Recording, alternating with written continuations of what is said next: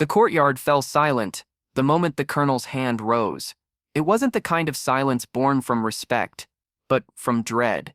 317 soldiers froze in their lines, boots sinking slightly into the dust, eyes darting between their commander and the woman before him. She was no officer, no warrior draped in medals. She was just a simple woman, linen dress faded, hands calloused from labor.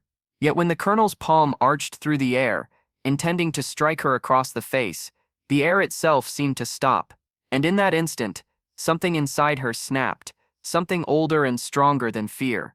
Before I tell you what happened next, tell me in the comments where you're watching from. I love knowing who's listening. Her name was Elena. For weeks, she had walked past the training grounds, carrying baskets of bread for the families nearby, quiet, overlooked, barely noticed. But today the colonel decided her silence was weakness. He accused her of dishonor, of daring to question why rations were taken from widows and given to men already fed. His words cut her first. His hand came next. The soldiers did not breathe. Some pitied her.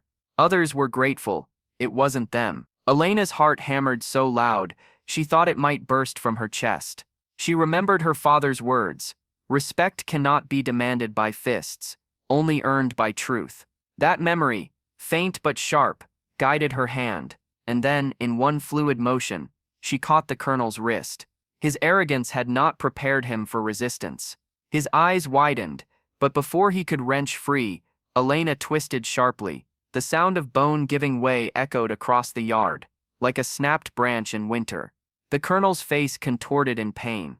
His proud hand, the one he had raised against countless men and women, now dangled useless at his side.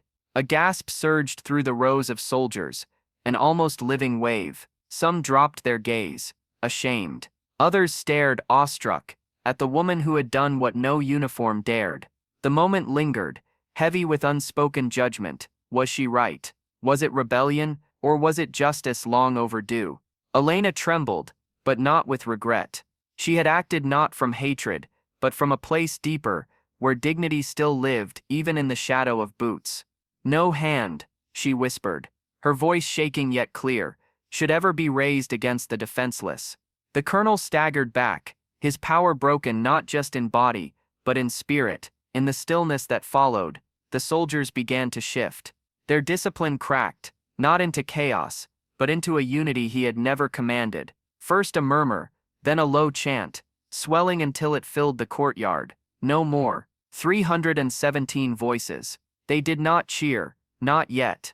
They simply refused to move, refusing to stand behind cruelty any longer.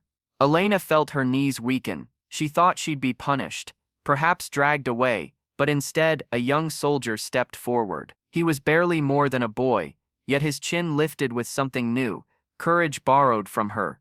He stood beside her. Then another joined, and another, until a tide of uniforms gathered around a woman in a plain linen dress, shielding her not as a civilian, but as their equal. The colonel's command dissolved into silence. Authority without honor was nothing but dust, and in that silence, Elena realized she had not broken him alone. She had simply lit a match, and the soldiers had carried the flame, because courage spreads. It spills into the cracks of fear, and grows roots, and once it takes hold, no fist can crush it. That day one woman stood against a hand, lifted in arrogance, and in snapping it, she gave strength to 317 hearts that had long forgotten their own. Because justice isn't always written in laws or medals, sometimes it's found in the hands of the quiet, the ordinary, the overlooked, and when it rises, it does not whisper, it resounds. Because courage is contagious, and once it begins, it cannot be silenced. And so the courtyard that began in fear ended in a stillness that was not dread, but hope. The same dust that once clung to boots now carried the echo of a truth no one would forget. Friends, if this story moved you, let me know in the comments what part struck you the most, and don't forget to subscribe for more stories of courage, justice, and the quiet power of ordinary people.